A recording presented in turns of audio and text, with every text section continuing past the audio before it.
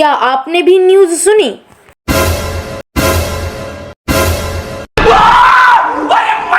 तीन फरवरी 2023 famous space weather physicist doctor Tamitha Skov ने अपने ट्विटर हैंडल पर एक पोस्ट किया जिसमें उन्होंने बताया हमारे सोलर सिस्टम के स्टार सन के नॉर्थ साइड पर उठे एक वर्टेक्स ने सूरज का एक बहुत बड़ा हिस्सा तोड़ दिया है जो कि अब सूरज का चक्कर लगा रहा है।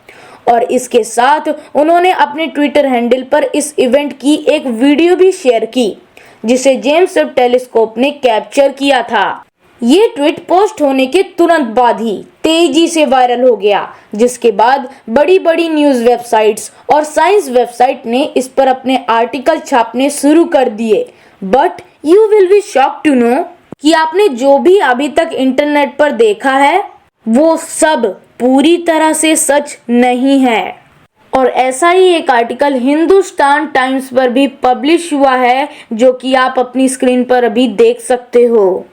जी हाँ, वैज्ञानिकों को शॉक कर देने वाली ये न्यूज़ फेक है। और जेम्स वेब ने भी सूरज की कोई भी वीडियो कैप्चर नहीं की है क्योंकि उसे तो कभी सूरज के सामने पॉइंट ही नहीं किया जा सकता। और जो सूरज के साथ हुआ वो एक नॉर्मल फिनोमिना है जिसे साइंटिस्ट्स सोलर प्रोमिनेंस कहते हैं। जी हाँ, ये 11 साल की सोलर साइकिल का एक हिस्सा है। तो आखिर ये इंटरनेट पर क्या चल रहा है? तो आज हम जानेंगे नॉर्थ से टूटे हुए सूरज के एक बड़े टुकड़े के बारे में। चलिए जानते हैं। सबसे पहले जानते हैं सोलर प्रोमिनेंस के बारे में। तो जैसा कि मैंने आप लोगों को बताया कि जितनी भी न्यूज़ वेबसाइट्स और यूट्यूब चैनल जो कि आपको बता रहे हैं कि ये सूरज का एक टुकड़ा टूट गया है, दरअसल ये एक सोलर प्रोमिनेंस है। लेकिन ये होता क्या है? दरअसल ये highly charged plasma gas cloud के एक वर्टेक्स यानी भंवर से होते हैं जो कि हर कुछ सालों के गैप में सूरज की फोटोस्फीयर लेयर से बाहर की तरफ निकलते हैं। इस इवेंट को टोटल सोलर एक्लिप्स के समय काफी आसानी से देखा जा सकता है। अब इस इवेंट की कुछ पुरानी तस्वीरें वैज्ञानिकों के पास पहले से ही मौजूद हैं, जिनमें से एक अभी आप अपनी स्क्रीन पर देख रहे हो। सोलर एक्लिप्स के दौरान सूरज कुछ ऐसा दिखाई देता है और उसकी डाउन साइड पर ये जो रेड क्लाउड आपको दिख रहे हैं यही है सोलर प्रोमिनेंस। एक और खास बात बताऊं, सोलर प्रोमिनेंस बहुत ज्यादा फास्ट होते हैं, एक आम स्टॉर्म की तरह, जिनकी स्पीड तो कभी कभी 1000 किलोमीटर प्रति सेकंड भी टच कर जाती है, जिसे अगर आप पर आवर में कन्वर्ट करते हो तो आपको मिलेगा 3,60,00,000 किलोमीटर प्रति घंटा, जो कि बहुत ज्यादा है। मतलब सोलर प्रोमिनेंस एक नॉर्मल इवेंट है, लेकिन ये ज्यादातर सूरज के इक्वेटर पर देखने को मिलते हैं। लेकिन जैसा कि इस बार ये नॉर्थ साइड पर देखने को मिले हैं, ये काफी ज्यादा रेयर है। और ऑलमोस्ट हर बार इन सोलर प्रोमिनेंस का लैटिट्यूड 55 डिग्री का होता है। सोलर साइकिल बिल्कुल अर्थ की सीजन साइकिल की तरह होता है, जिसकी वजह से अर्थ के एटमॉस्फेयर में टेम्परेचर से जुड़े बहुत सारे बदलाव देखने को मिलते हैं। बिल्कुल उसी तरह सूरज के इस सोलर साइकिल में भी इसी तरह के टेम्परेचर चेंजेस होते हैं। दरअसल 11 साल की इस सोलर साइकिल को दो कैटेगरीज में बांटा गया है, सोलर मिनिमम और सोलर मैक्सिमम।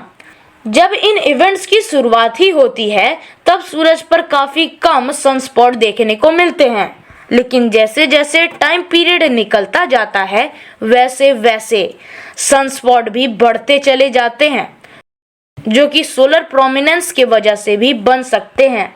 लेकिन सवाल तो ये उठता है कि डॉक्टर तेमिथा ने हमसे झूठ क्यों कहा? दरअसल उनके कहने का मतलब कुछ और था और लोग समझ कुछ और ही बैठे। सिर्फ वो अपने कंटेंट में थोड़ा सा मसाला डालना चाहती थी और इसके जरिए लोगों को सोलर प्रोमिनेंस के बारे में बताना चाहती थी। लेकिन लोगों को लगा कि सच में सूरज का एक टुकड़ा टूटकर अलग हो गया है। तो क्या सोलर प्रोमिनेंस से भी हमारी धरती को कोई खतरा है? इससे कोई डायरेक्ट प्रभाव तो नहीं पड़ेगा हमारी पृथ्वी पर, क्योंकि जैसा कि मैंने आपको बताया कि सोलर साइकिल का ये एक नॉर्मल सा इवेंट है।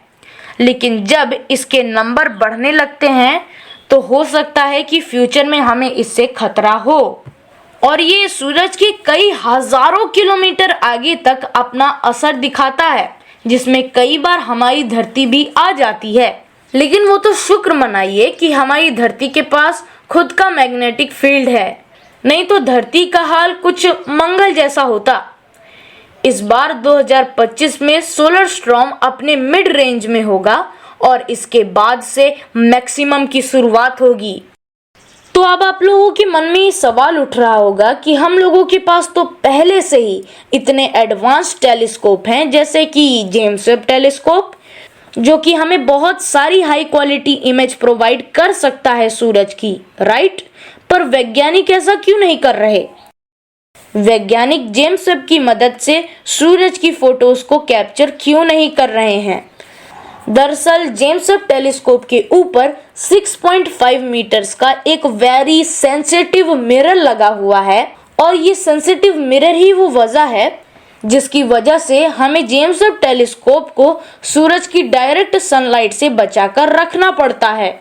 और अगर ऐसा नहीं किया जाएगा तो जेम्स वेब टेलीस्कोप के सभी इंस्ट्रूमेंट्स बहुत ज़्यादा हीट हो जाएंगे और हो सकता है पूरी तरह से काम करना बंद कर दें। तो फिर इस वीडियो को किसने कैप्चर किया है? वैसे आपको तो मैंने वीडियो की शुरुआत में ही बता दिया था कि ये वीडियो पूरी तरह से फेक है, लेकिन अगर इसकी डिटेल बताऊं तो इस वीडियो को सोलर डायनामिक्स ऑब्जर्वेटरी ने रिकॉर्ड किया था। तो ये थी सूरज के टूटे हुए हिस्से की पूरी कहानी। अगर वीडियो पसंद आया हो तो वीडियो को लाइक करने के साथ साथ हमारे चैनल को सब्सक्राइब करना मत भूलिएगा। तो बस आज के वीडियो में इतना ही। मिलता हूं मैं आपसे किसी और वीडियो में किसी और नए टॉपिक के साथ। तब तक के लिए जय हिंद।